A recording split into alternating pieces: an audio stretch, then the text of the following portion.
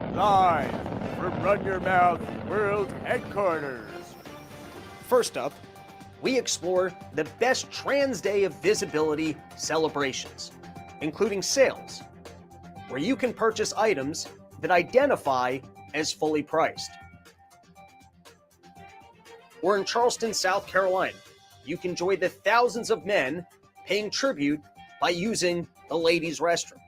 Man, this is a hell of a line. I'd hate to have to wait on something like this all the time.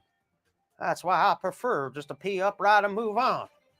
Who wants to put on all this gosh darn makeup and then have to stand around in a line like this all day? I might pee my pants just waiting on this line. Next up, Sam Bankman-Fried receives 25 years for defrauding investors. Our panel predicts if you will be pardoned or Epstein. Next up, after pushback to the release of Lizzo's new manatee line, a beachwear designed to encourage women to push through the diabetes and achieve full beauty, Lizzo has retired from whatever it is that she actually does. R&B icons expect her to use this time to take Ozempic and do a rebrand, leaving her less fortunate followers she encouraged to fatness sad and alone. It's your daily dose of misinformation, pulled from a lightly hemorrhoided asshole. It's today's Run Your Mouth. Hi, everybody. How's your day going? Did everyone have a nice Trans Day of Visibility? Were you able to get out there, see the sights and scenes? I tried doing an episode last night, and then I found out for all this glorious studio green screen lighting equipment, we are not soundproof from the overheads. And so, yeah, the neighbor up there, I don't know what kind of construction he was doing, but hopefully he doesn't continue it because he was throwing off my whole mojo. I had a whole thing planned, and we got all sorts of topics that we're going to get into, but we do have some nonsense that we, to start the episode with. Firstly, you don't want to read the news at all today. I spent 2 minutes on Twitter. You go onto Twitter, and somebody gets you before you remember or realize that it's April Fool's. It always happens. I go on to the Twitter, and someone announces that Fish just broke up, and I'm like, damn, Fish broke up? I'm like, do I even care? I was like, I haven't gone to see them in 3 years. I feel like I'm a little bit over going to see Fish. And you're like, yeah, but it would be kind of cool to see them once more. And I'm going through all these thoughts in my head. And then you got to go to Google. You're like, did Fish break up? And then you're not seeing any articles. You're like, right, it's April Fool's. It's going to be a whole day of people pulling at my emotions where you read something, you debate whether or not you even care about it, if it affects your life. And then you realize that it's a load of shit anyways. So just take today off from the news. Guys, straight talk right now. There will be no bullshit for this whole episode because you know why? I was trying to do this episode yesterday before it was April Fool's. And things like Trans Day of Visibility, that's not an April Fool's joke.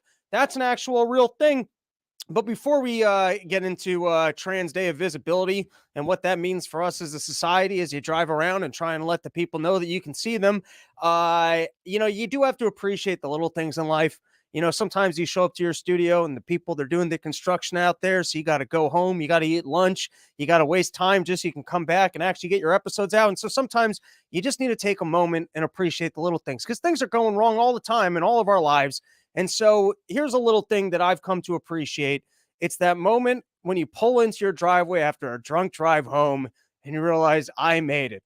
Now, I don't endorse drunk driving. You get in too much trouble for that. Even though I feel like over the age of 35, they should just loosen up that policy. There should be just something like, if you hadn't had a DUI yet, after 2 a.m, are the kids out on the road anyways? But here's the other thing. I am currently driving a pull me over mobile.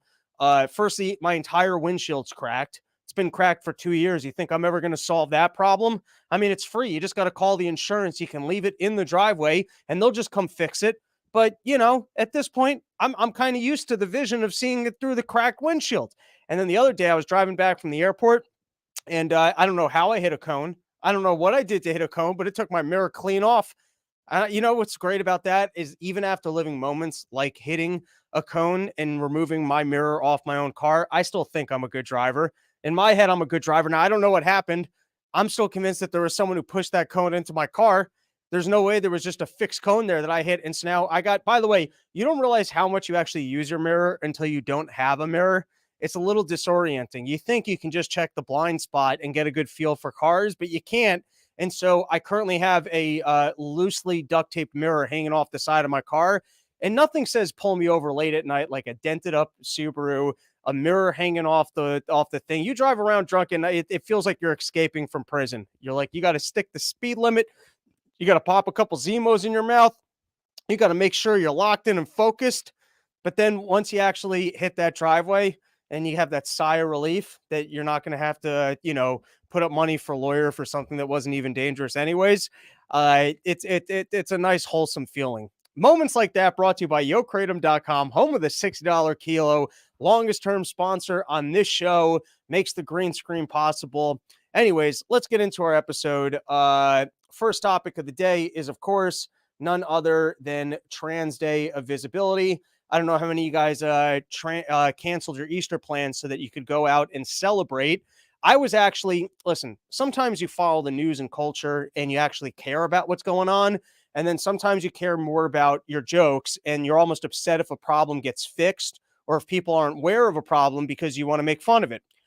And so last year, I had a joke about Trans Day of Visibility. I really liked the joke, and it almost never worked because no one knew what the hell I was talking about. It seemed to have only been a New York City thing, and every time I brought it up, no one knew what I was talking about. And so you know what?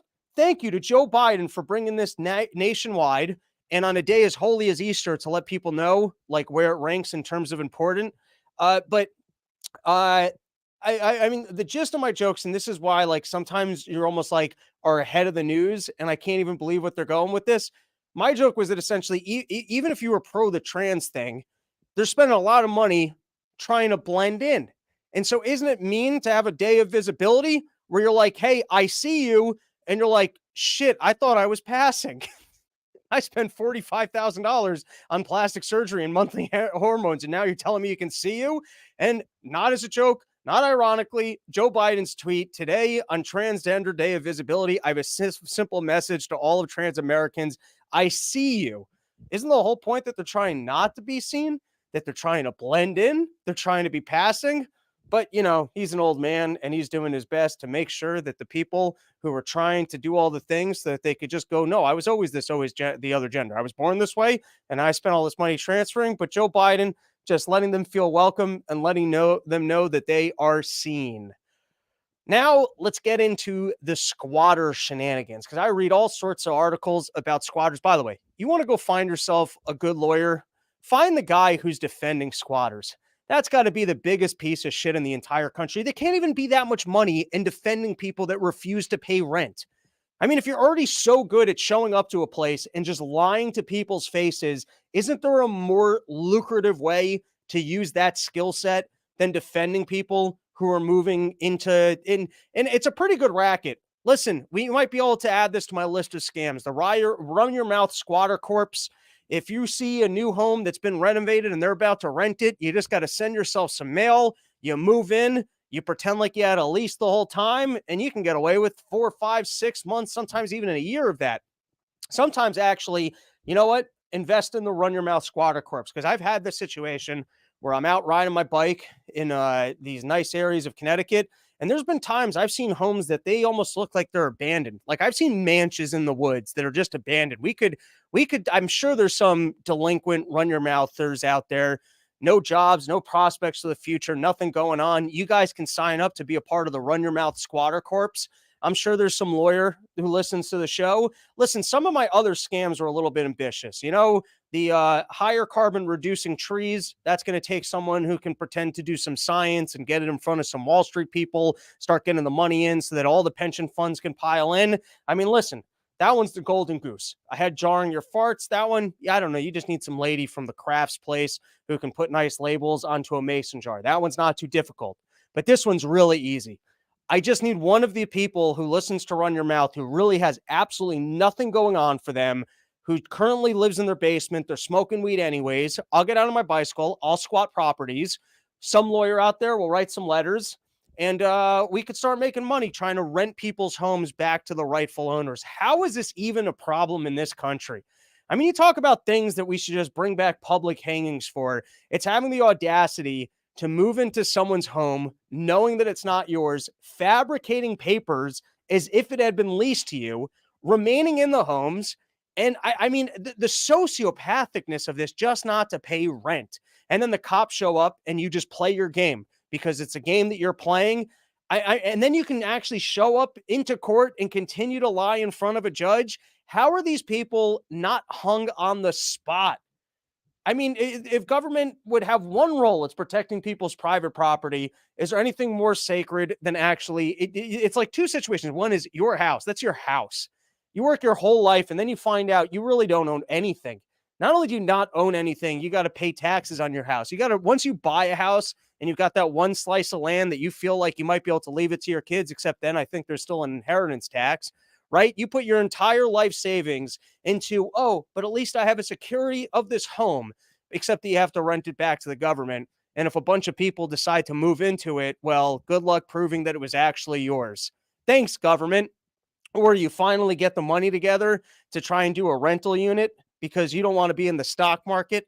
You want to actually have a little bit of control over an asset, and you feel like rentals might be a good asset. And then you get some guy who either just doesn't leave at the end of the lease, or someone sees that you did construction on the thing, you put up a rental sign and just decides to move in before the rental. And then you could have cameras showcasing the fact that he clearly hadn't been there for a month. Or how do they even fabricate leases? The balls on this stuff, and the fact that this isn't instantly corrected. The fact that this hasn't just happened once and then some judge just turns around and they go, all right, well, we're going to change the laws on that one. And also, just God bless the lawyers who are actually working on these cases on behalf of squatters. So here I wrote my God for outsmarting the squatters. Maybe this is a situation that you're dealing with. I dug in a little bit, and it seems like if you take them to court, then you got to go through the whole process of actually proving that they're not the people that live there. So here's the better thing to do is you have to outsmart the squatters, and you have to be so annoying that they don't even want to live in your house. So I think like the easiest one, which I've seen the professionals do, it's a little bit like dealing with roaches, and you got to like put the baits out on this. You put the cameras out and you just broadcast the person living in your house and you try and shame them out of it. Or I just think here's some better ones. Try and find where their relatives live and just go squat in there. Go find their cubicle, go squat in their cubicle. You gotta play offense. You can't just play defense. You got to go find their stuff and just start claiming that it's your stuff. And then you could do a trade over the fact, I'll trade you your stuff back for my stuff. Or you hire a bunch of autists, right? You can go to any libertarian meeting, except we're like the Fed autists. What you need is a bunch of trained autists. And then you take them and you just move them into that house so that they can have conversations about like trains all the time and like those really annoying, very technical autistic questions that are nonstop. And maybe that's a good way you scare the squatter out. Or you just start putting up signs on the lawn that like you're having like local Klan meetings or that it's the local white nationalist get together is taking place at this house on the following day. You get fake units outside as if the news is actually broadcasting it, try and making the guy look like he's up online as a racist, or maybe like just become a beekeeper. You just go out on your own lawn, whole bunch of bees, and see if maybe you can sting these people out of it. All right, you know what? Let's take a couple comments in the future. We're gonna get a second camera angle. What do we got? Wade Moshe, Robbie, I dare you to change this screen, please. I mean, I could. Menso West, why is it easier to evict a baby than it is to evict a squatter? That's a good question. Amanda Hug and Kiss, squatters is not really an issue. Like a lot of our issues, it's just what we are talking about this week. Is that true? If you actually break down the numbers, there's not a large number of squatters within the country. That's possible. Does John Cena do the opposite of Trans Day of Visibility because he's straight and you cannot see him? I don't know what the hell that means. Let's take one more.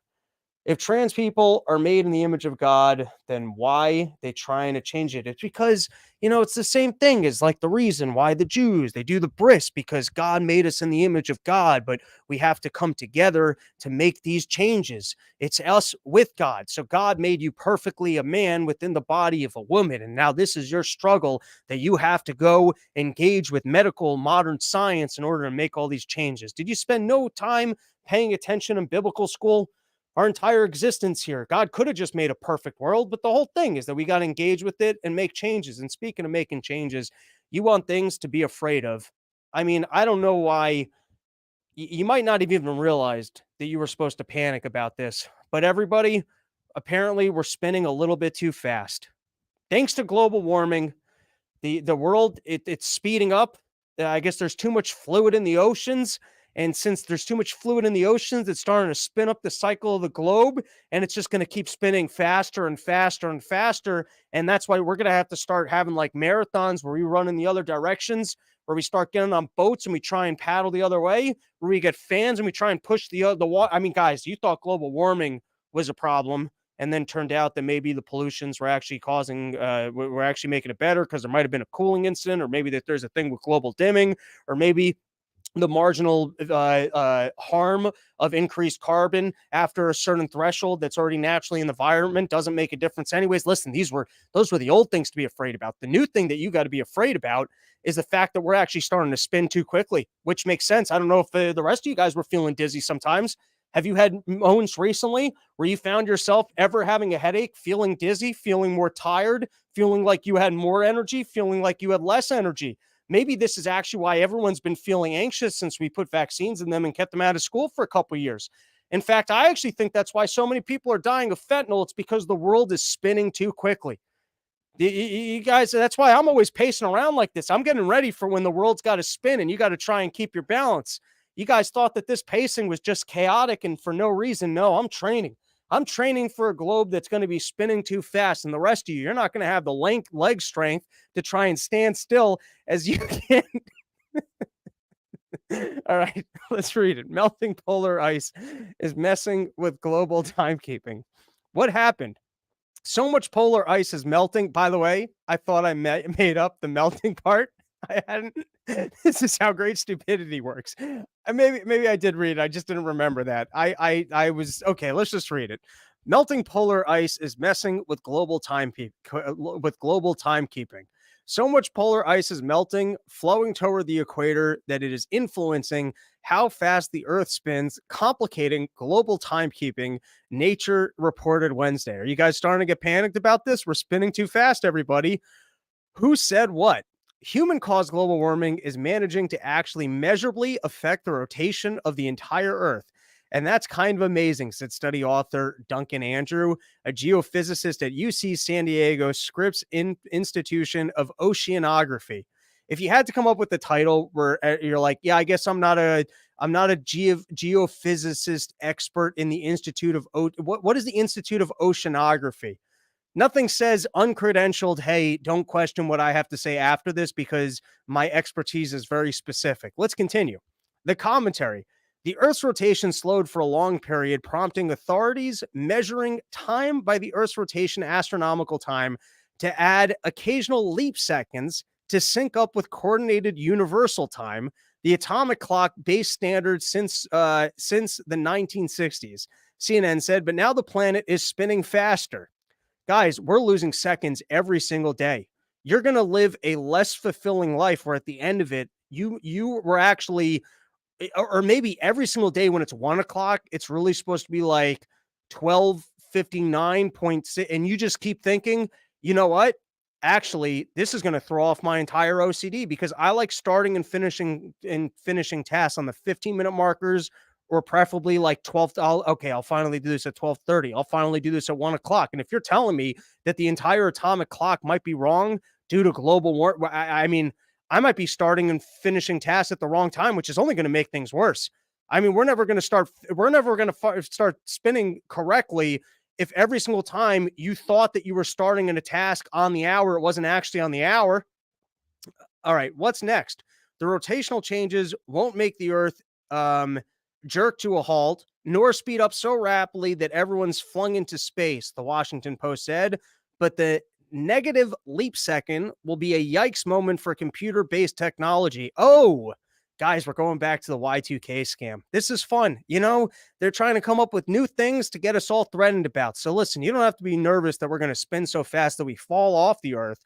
But computers that try and keep time and in their ability to keep their time are able to keep everything running. It's the Y2K thing. When the 12s and the zeros and the zero resets, every single computer is going to turn into a robot and try and kill you. That's what's going to happen. It's going to steal your semen and then kill you and then reinvigorate the Earth with our demon computer offspring. So guys, just be on the lookout. If you weren't familiar with the fact that you had to be concerned, with the earth spinning faster. I'm just queuing you in on these things. Moments like this brought to you by sheathunderwear.com. Use promo code RYM. You can get yourself 20% off the greatest underwear that's ever graced the balls of man. Because when the world starts spinning a little bit too quickly and you want to be able to shift really quick so that you're actually able to still stand upright while everyone else is falling all over the place, you're going to need yourself Sheath underwears. I think I got the Saronis on today. My personal favorite, the little camos. I like them longer. I like the longer sheaths. I don't like the mid-range sheaths. I like the long sheaths. Go almost all the way to my knee. I get to feel that smooth, silky fabric every single step I take. Guys, sheathunderwear.com or promo code RYM, 20% off. The greatest underwear that's graced the balls of man. Oh, this is out of order, but we were talking about the squatter epidemic. So Gavin Newsom, seemingly back to being a good governor. I don't know what happened in that guy's presidential race. Was not cut out for it. But when it comes to actually governing, seems like he's one of the better ones. This is from the Wall Street Journal, and it's the changes he made in Florida law so that people don't have to deal with the squatters. Some states, you know what? Let's go full screen. Makes it easier for me to read. Some states are wising up on Wednesday. Florida Governor Ron DeSantis signed bipartisan legislation to let police boot squatters immediately and apply criminal penalties for anyone presenting a fake lease or doing more than $1,000 in damage. Off the bat, sounds logical to me. Sounds like a reasonable policy. I don't understand why you'd be able to fake a lease and have that not be something that you would face criminal penalties for. Let's continue. On Tuesday, the Georgia legislature approved a bill criminalizing squatting. A Long Island State Assemblyman has introduced anti-squatting legislation in New York. Numbers are hard to come by, but in a survey taken last fall of its members who own single-family rental homes, the NRHC found about 1,200 homes taken over by squatters in Atlanta.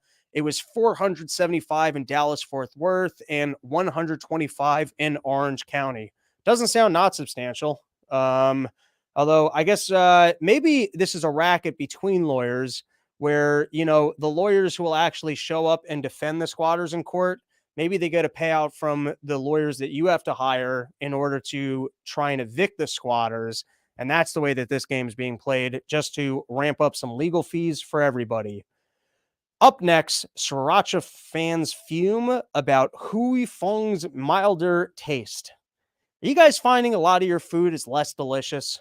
Like Oreos. Oreos is a prime example. Do you find that you eat more of your food to try and achieve whatever that satisfying thing that you used to like about your food was? There's something about Oreos where you almost have to eat like 5 of them to readjust to the bad flavor, and then the last one tastes good, and then you want more. It's like some sort of a chemical that they put into snacks now, where like the first like half of the bag of snacks that you're eating doesn't taste good, and then it's not until like the last quarter of whatever you're eating that it actually starts feeling like it tastes good, and then they put a little bit less in it, and so you feel like, well, there was less than what there used to be. So if I eat a second one, it's not like I'm being I'm not being an overly fat individual. I had no choice. But here it is. Sriracha's actually I was never a big fan of Sriracha. The first time I tried it, I was like, oh, hell yeah, this is interesting. This got some tang on it. But then, like, by the next time, it was like a kind of like a rotten ketchup. And I'm a big fan of the hot sauces. My current favorite is I like the Tabasco habanero. I think it's just because I'm a sucker for sweets, and they flavored it with like some pineapple. Every once in a while, you'll try some local hot sauce and be like, wow, that's pretty good. Sometimes hot sauces just get exciting because it's different than what your standard hot sauce is.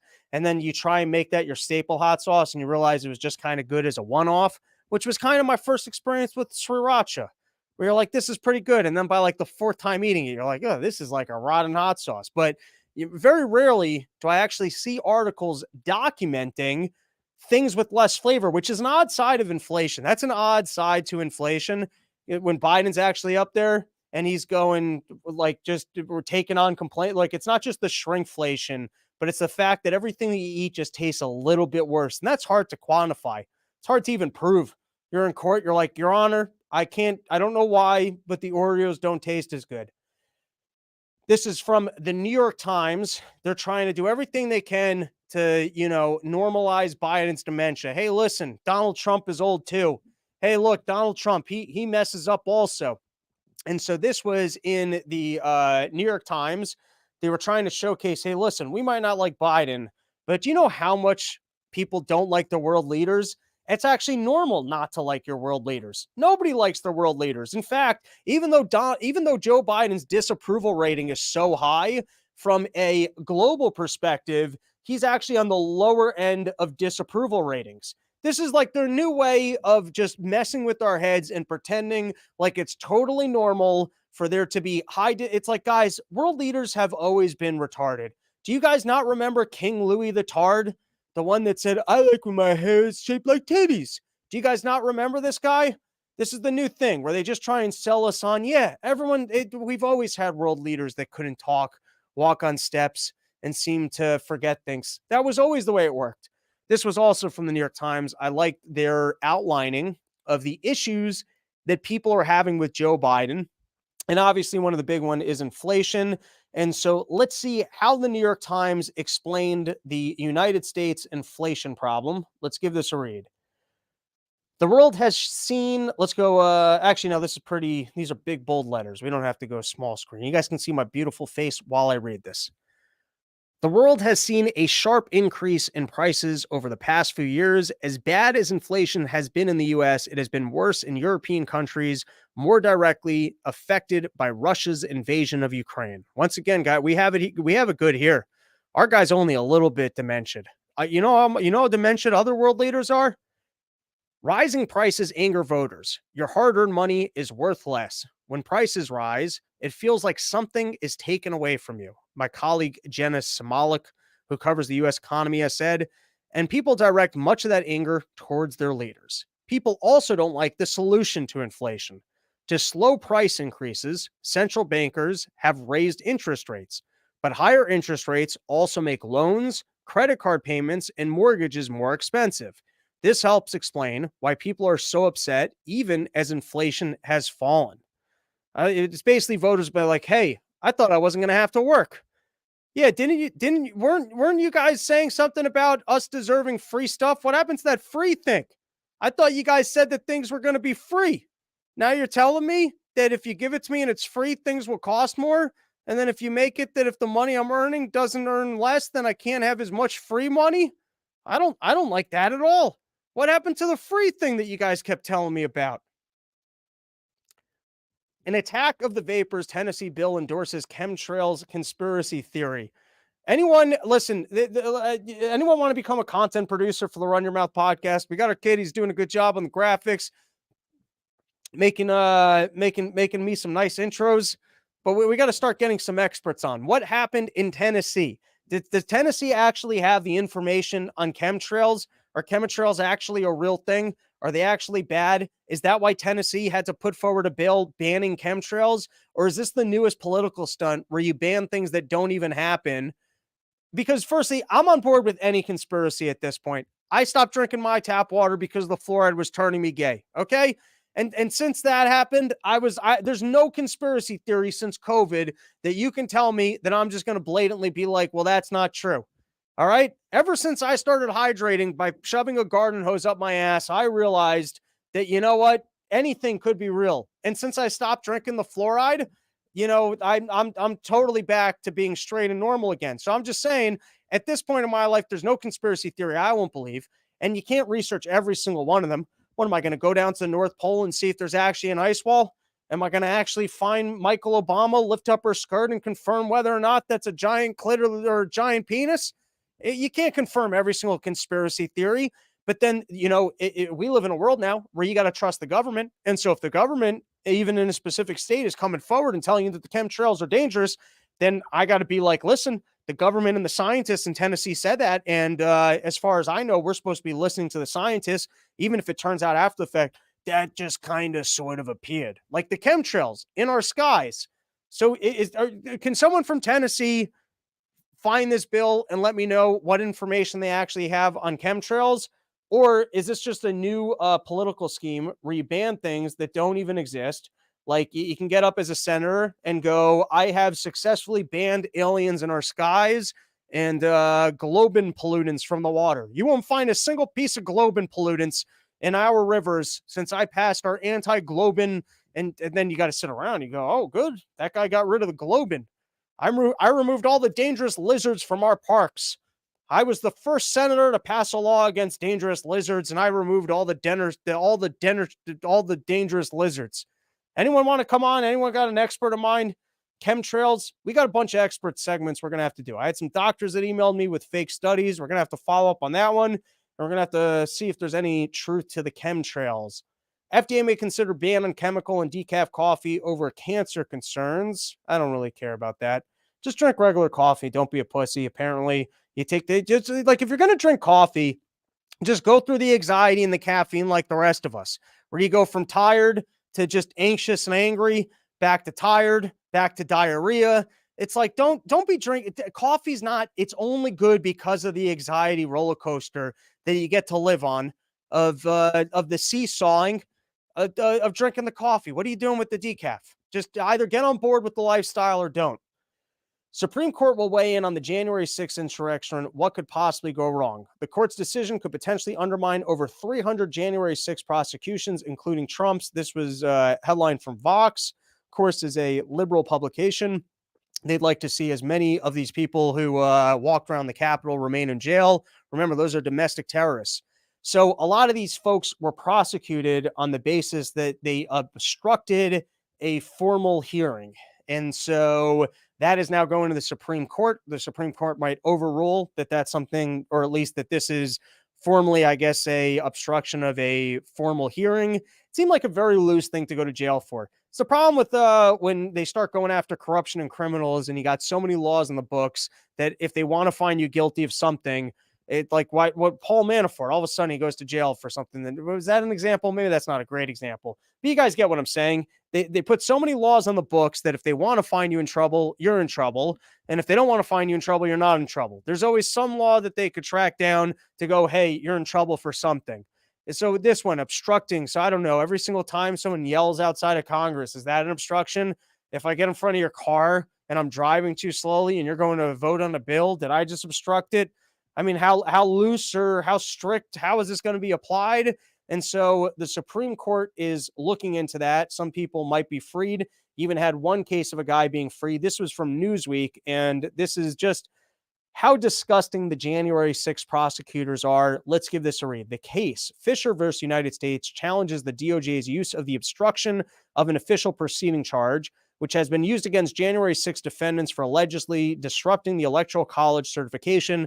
After the Supreme Court agreed to hear arguments in the case, some defendants filed for release pending the final ruling. Jumping ahead in the article, Newsweek reached out to Seyfried's lawyer for comment via email. The ruling comes just a week after a federal prosecutor warned that January 6 defendants' appeals based on Fisher could backfire.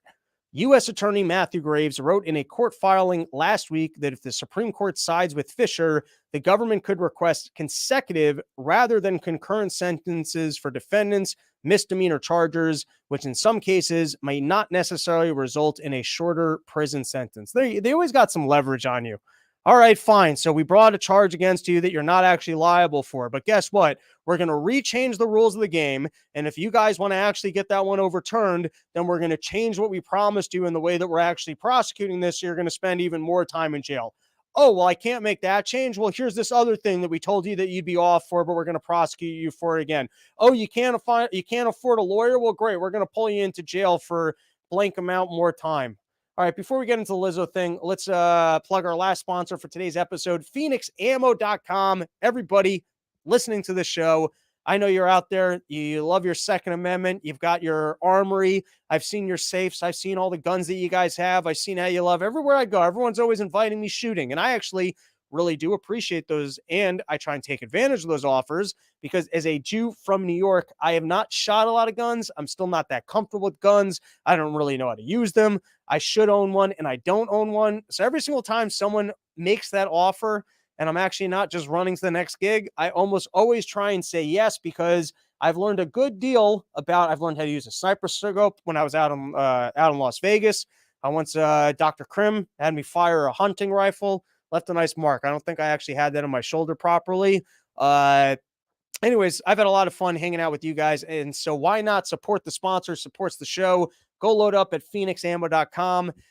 Really fits what we do here because they will not sell to the United States government. They will not support the war machine. You will not be buying bullets from a company that's going to be giving things over and prolonging wars in other countries, sending bullets so that it can be, there's no drone being used by the people of Phoenix Ammo out in Yemen or other places. So go to phoenixammo.com, support the Run Your Mouth sponsor. No promo code needed, but let them know that we sent you and go stock up. All right, let's take a couple comments. Let's see what's going on in the comments section. Lost my mouse here. Park, oh hell yeah, I made it to live finally. Welcome, nice to have you. Amanda Hug and Kiss. I didn't intend on citing them to prop up my claim. They just seem to be the only ones with collaborative evidence. I don't know what the hell you're talking about. Kent Woods. I made a concerted effort to not react to whatever the new thing media is collectively trying to flame attention to, like migration and squatting. Well, that's what we do on our show. Park is the one on the left to you. Yeah, I respect that one. Yeah, I just need a goatee and a dress. Let me tell you, the trans people have ruined cross-dressing because like when I was out in Key West and I saw like those female like jumpers, like kind of what that guy's wearing, those seem like great in the hot weather. If someone can make female rompers with that lightweight material for men so that, you can have your sheaths not even be what, like you could just kind of almost what the drummer from Fish wears. All right, I got distracted. Good comment. Thank you, sir. Lizzo embraces body neutrality. The singer Lizzo has a new swim line, has moved on from body positivity. She walked that one back pretty quickly. That one, already knees are starting to hurt, and she walked that one back. And then it's fun how much the internet can get to people who are rich and successful and people like that. Apparently she's saying that she's quitting music. Here's the thing. Do whatever the hell you want in life. Like go do whatever you want in life. But sometimes when you celebrate things that just shouldn't be celebrated, you're asking the internet. It's kind of like Madonna. It's like just be an old lady. You did a whole run where you were a sexy person and you still got good tunes. Just do the old lady thing. Or in this case, like Aretha Franklin ruled. No one's ever shat on Aretha Franklin. She's a great singer. Just put some pants on and don't show off the big legs or celebrate them or try and get us to pretend like they're beautiful and then celebrate other people trying to get fatter in the name of beauty. You show up to a plane and you can't fit in a seat and you're like, this plane just doesn't respect how beautiful I am. And it's like, no, that's psychotic. We don't need to all be on board with things that are just not true. And so it's okay to be larger. And it's really cool if you're larger and you manage to have no one's giving Jelly Roll a hard time because Jelly Roll's not out there going, these are the most beautiful way that anyone could ever be. And I encourage all kids to look this way. And then who are the people behind this lady who actually pushed it? We're like, no, we're making money off of this. We're really going to sell this one. New York takes crucial step toward making congesting pricing a reality. I might just boycott New York. Everybody take your business to other places. Somebody buy me a comedy club I can get up every night at outside of New York. I'm done with this place. I already pay tolls. There's already tolls. Every single time I go into New York City, I'm already paying tolls. And now just for being in the city, you're going to charge me an extra $15 on top of that. And I know it doesn't sound like much, but it's $15 off on top of $15 in tolls, $10 in gas. You're already doing $40 just off of getting in. And that doesn't include having a single beverage, a single sandwich. And there's probably other expenses I'm not even thinking of off the top of my head just in terms of getting in. And it's, of course, because public, it's not like this money's going to be going to better roads. It would be one thing if you said, listen, there's too much congestion in New York City. So we're going to start charging everybody $15 for being in New York City. And we're going to use that money to build the Boring Company tunnels underneath so that we could double the amount of roads that we have and remove some of the congestion. Or what we're going to do is look at this. This is incredible. We're on an island here. The West Side Highway always has traffic on it. So we're actually going to build lanes going into the ocean. We have contracted with this company. We figured out floating highway lanes, or it's going to be like a bridge. And we're going to actually widen Manhattan, and we're going to widen the outside highway of Manhattan to be 6 lanes. There's never going to be traffic again. And you can always go either to the East Side Highway or the West Side Highway, and there's going to be a wider road there. I would go, okay, at least you're taking the money and you're going to spend it on making the product better. But in this case, what they're doing is they're taxing us to try and force us onto public transportation because it's become so bad. It's because to the rich people, the $15 means nothing if they can try and force more and more people. You know what's going to end up happening? The hours that I come into the city purposely later at night because there's less traffic, you're going to have a more even distribution as traffic as you get more people who are just trying to avoid the congestion toll. Because at night, I think it falls from like $15 to $2.50, but you still got to pay the $2.50. Or you're going to see more traffic just outside of the congestion zone, and then more money, I guess, being filtered to the MTA to not even improve the public transportation that nobody wants to use. Infuriating. Researchers near safer anti-clogging drugs. I didn't really research this one. I just thought it was kind of funny that Johnson & Johnson now has an anti-blood clotting drug coming to market. I'm a psychologist. Here's what your favorite donut says about you. I like the idea of a donut psychologist. I like, you know what I mean? Instead of like the Rorschach, whatever test, you showing me images or listening to this, the past. Listen, I don't know. Maybe you guys have had success with shrinks. I'm a crazy person. It's not for me. One time I went and they were like, you have ADD, here's some Adderall. And then it turned out Adderall's only fun when you're taking it and it's somebody else's medication. If you're taking it every day, you just feel super angry and medicated. It's not a good time. Adderall's a good time if you got a specific task that you need to get done and you take some random ass dosage and you either lock in or you give up and go party. Or it's the better cocaine. Let's be real. If you're really going out drinking and you want a nice stimulant in the mix, it's a better one, particularly Ritalin. If I had to pick an absolute favorite, it would be whatever me and Johnny took down in Mexico that was just labeled meth from one of those little Mexican-y science-y pharmacies.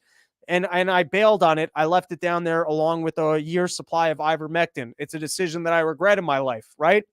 Or another time I went to see a psychologist and, they always want you to talk about your life. And then I was just like, I'll just fix it. I'll just fix the things. And that worked out well for me because the idea of having to like talk about what was bothering me was so painful. I just went and fixed things.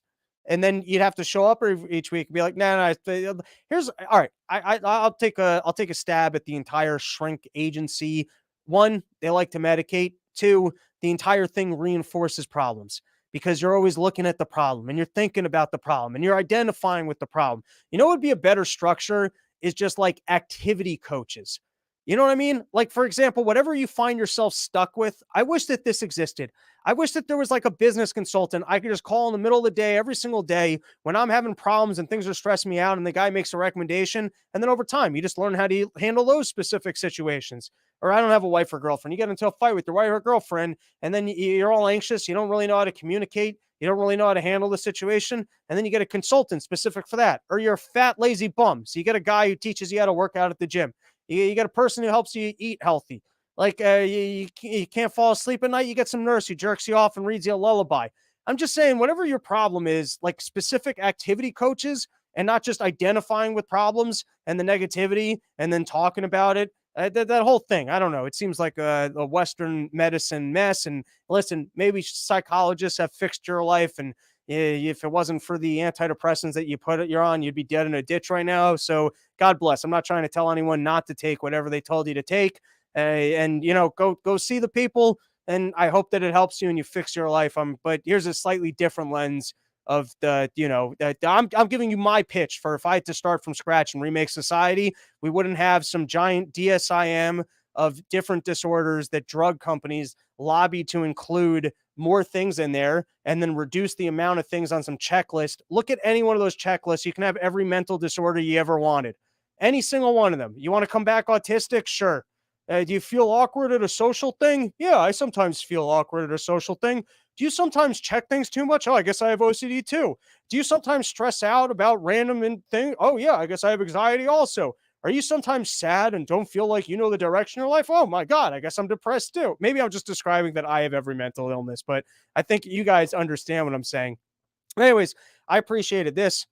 A lady who's going to run her entire practice over your choice of donuts. I saw this headline and I was like, I like it, but then her analysis, very basic. Very basic. But firstly, you're just talking about the standard donuts. Firstly, I think what might be more telling is when you're eating the donuts, Is it late at night because you're high or middle of the afternoon because you're giving up? That's going to be a good sign. And then all the donuts that they're all talking about are basic bitch donuts. And who's just eating one of these donuts? You want to eat a whole variety of donuts. You want to be sampling the donuts.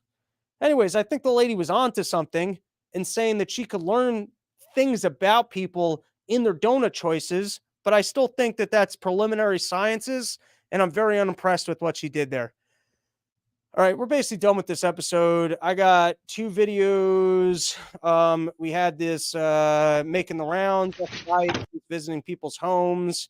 Whiny Jew bitch complaining about lack of resources when he decided to squat in the university's library. But I'm not in the mood for these things. I was one of the few students who was arrested last night. We'll be back probably Friday with another one.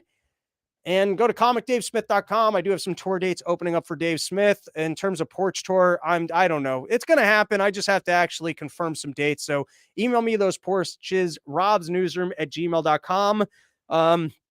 I guess I'm a little reluctant because I just want to make sure I have enough new material before I re-hit some of the spots that we did in previous years. But there's all sorts of places that I haven't done. Like someone hit me up out in like the Minnesotas. I've never done the Minnesotas. Atlanta that I didn't do last year. How come no one comes forward with the porch in Atlanta?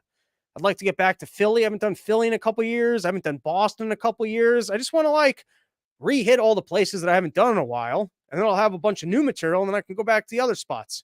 And I also don't really want to do live podcasts on Summer Porch Tour anymore. But anyways, listen, these are just all the thoughts that are floating around in my head. We'll get to all of it. But in the meantime, you go to comicdavesmith.com.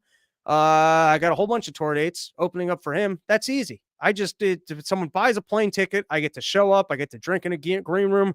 I get to do my best 30 minutes. Man, opening up for Dave Smith, that's easy. Porch tour. Yeah, you got to set up. But it's more fun. Once you kind of get on the road and you got 4 cities stacked together and you're drinking in backyards. Listen, the episode is over. So I don't know why I'm still talking. Go to comicdavesmith.com. Bunch of cool dates coming up. Tacoma, Seattle, Portland, Spokane. And I don't know, some other ones. All right, let's take a couple of comments. You should go to Reno, Nevada or Quincy, California. I'll give you my porch. We did Reno, Nevada last year. It was absolutely one of the best of the porch tours. I will hopefully be back there in September or October because I would like to do like Las Vegas worked out great. Reno worked out great. Phoenix, Arizona worked out great. We're going to do all those again. I just want to make sure I have enough new material. Dan Carthy, Comedy Wisconsin. I would like to. We did Milwaukee last year. That was a blast. But there's a lot of Wisconsin I have never performed at. LP, who needs Adderall when you've got pre-workout? I don't know. Pre-workout, it's a different buzz. It makes you tingly. It's a different thing. Park, you should go to I already read that one. Robbie could be the first sandwich psychologist. I probably could be. All right, that's our episode. Back probably Friday with another one. Thanks, and keep running your mouth, just yelling at people